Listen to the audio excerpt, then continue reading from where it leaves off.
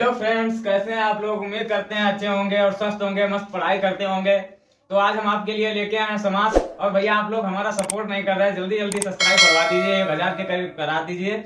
बहुत बहुत आपका धन्यवाद करते हैं। आपने आज 650 करीब पहुंचा दिया है। जल्दी जल्दी भैया आज हमारे चैनल को सब्सक्राइब कराइए और दबा के शेयर कीजिए, लाइक कीजिए, ताकि हमें भी पढ़ाने में कुछ उत्सुकता जागरूक हो और आपको भी पढ़ने में मदद मिले। और हम इसी के साथ आपकी सभी सब्जेक्टों की क्लास बहुत जल्द ही लाने वाले हैं। मानते हैं 2-3 दिन से हमारी क्लास कुछ प्रॉब्लम के कारण नहीं आ पा रही थी, लेकिन आज से हिंदी और मैथ की आपको क्लास डेली मिलती रहेंगी। और 2-4 दिन बाद फिजिक्स, केमिस्ट्री, बायोलॉजी की भी आपको जल्दी से जल्द रिसीव करा दी जाएगी। ठीक है, बहुत बहुत आपका धन्यवाद। आपने 650 करा दिए, आपकी मेहनत रही और आप ऐसे ही हमारी मदद करते रहे ताकि हमें भी पढ़ाने में मदद मिले। ठीक है भैया, हम इसी के उत्सुकता के अनुसार आपको पढ़ाते रहें भाई, हमारा भी कल्याण हो और आपका भी कल्याण हो। ठीक है, तो हम आपको आज पढ़ाने के लिए ले आए समास एंड विग्रह। ठीक है, समझते हैं समास और विग्रह होता क्या है। समास भैया हमारा वो होता है दो शब्दों से अधिक पद मिलकर जो शब्द बनता है उसी को हम समास कहते हैं। किसको समास कहते हैं? दो शब्दों से अधिक पद मिलकर एक नया शब्द बनाते हैं, उसी को हम समास कहते हैं। ठीक है भैया,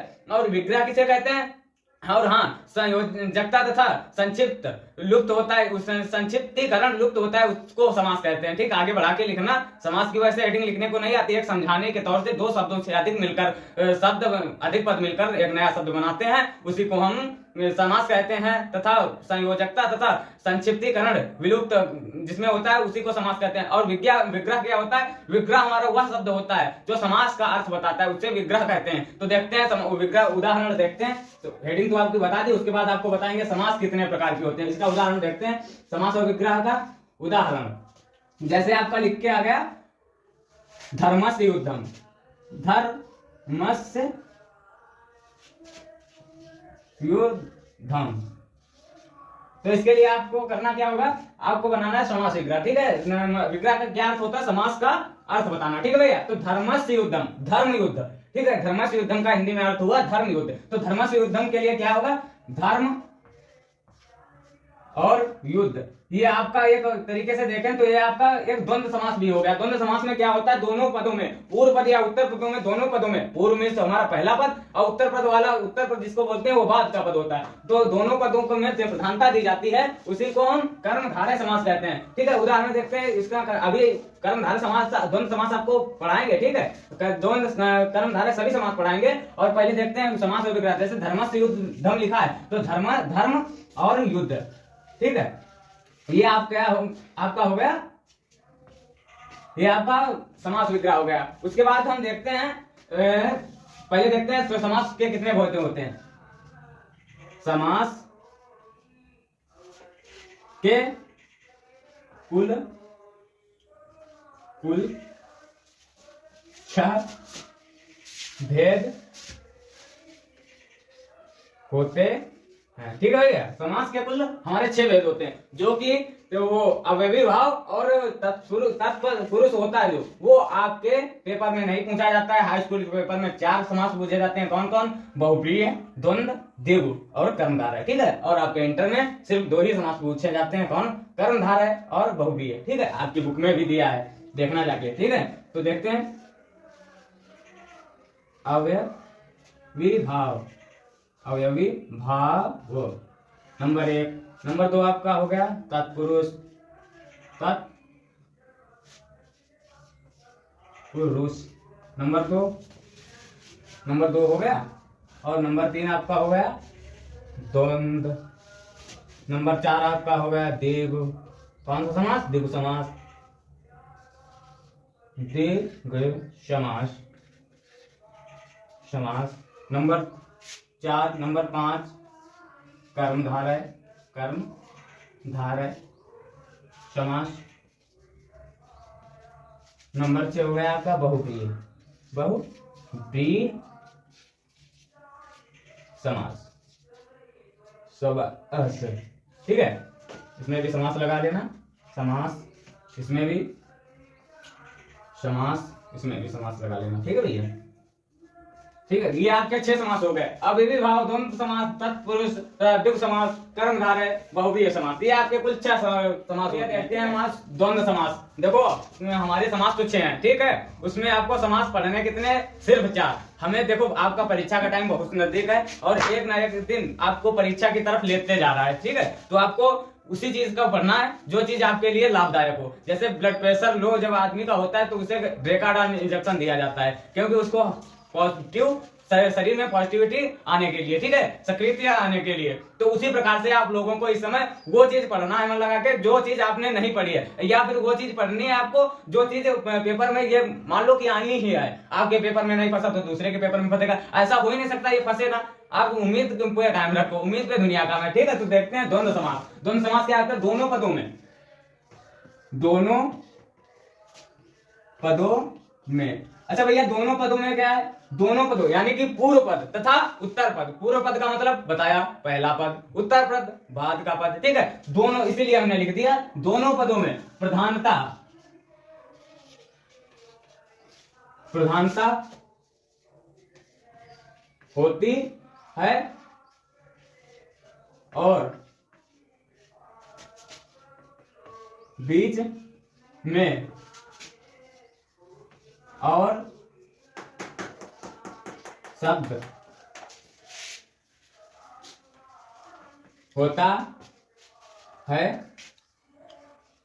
वहां पर द्वंद्व समास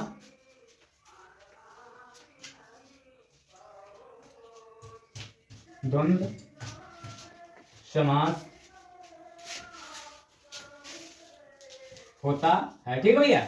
क्या है, दोनों पदों में प्रधानता होती है और बीच में और शब्द होता है, वहां पर द्वंद्व समास होता है। आपको इसी प्रकार से समझना है, ठीक है। आपको जैसे उदाहरण में लिखा है यस और सॉरी यस, ऐसे डैश लगा है, अब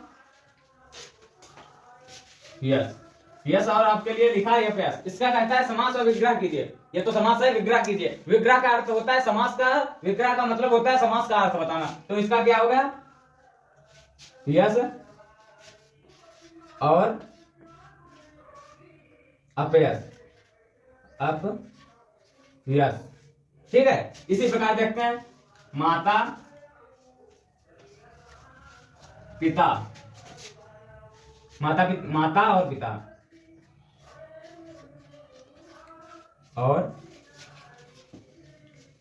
पिता, ठीक है। देख इसी प्रकार से समझ लेना, जिस समास में डैश लग के आ जाए कहे कि इसका सब विग्रह बताइए, तो आप जब डैश देखना तो आप समझ जाना कि मतलब द्वंद्व समास है। उसमें द्वंद्व समास में क्या, दोनों पद में प्रधानता होने पर तथा बीच में और शब्द लुप्त होता है या और शब्द होता है, वहां पर द्वंद्व समास होता है, ठीक है जी। जैसे यस और अपयस, यस और अपयस।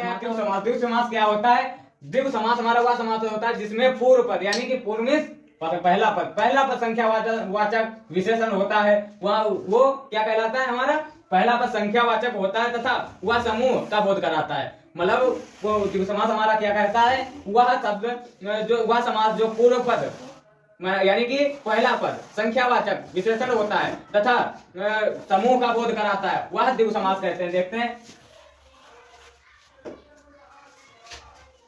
वह समास जिसका पूर्व में पहला पूर्व पद संख्या वाचक, पूर्व पद संख्या वाचक विशेषण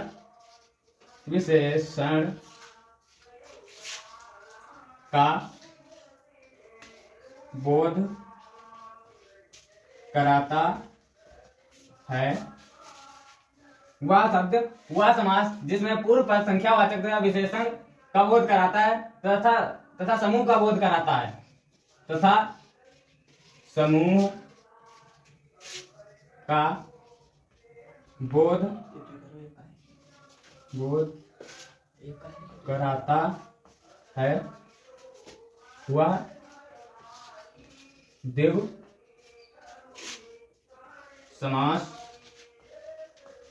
कहलाता है, ठीक है भैया। वह द्विगु समास कहलाता है। ये 2 नंबर का था, ठीक है भैया। दो नंबर का, एक नंबर का द्वंद्व, नंबर दो द्विगु समास। इसका उदाहरण देखते हैं। उदाहरण द्विगु समास का उदाहरण देखते हैं। त्रिफला। त्रिफला, त्रिफला समझते हो क्या होता है? त्रिफला इसका कहता है तीन फलों का समूह। त्रिफला का मतलब होता है तीन फलों का समूह। ठीक है।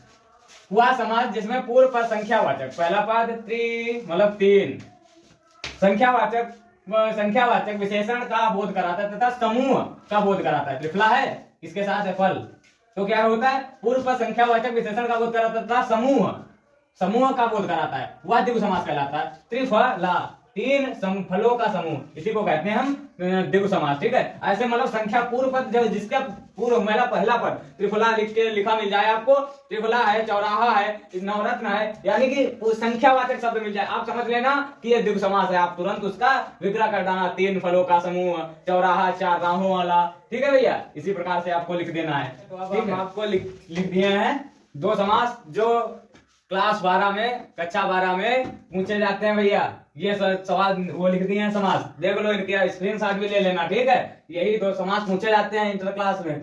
ठीक है भैया। तो देख लो, पहला समास मतलब इंटर के लिए पहला, दूसरा है, और हाई स्कूल के लिए चार समास है। देखो द्वंद्व, कर्मधारय, बहुब्रीहि समास। तो इंटर के लिए यही दो महत्वपूर्ण है। ठीक है।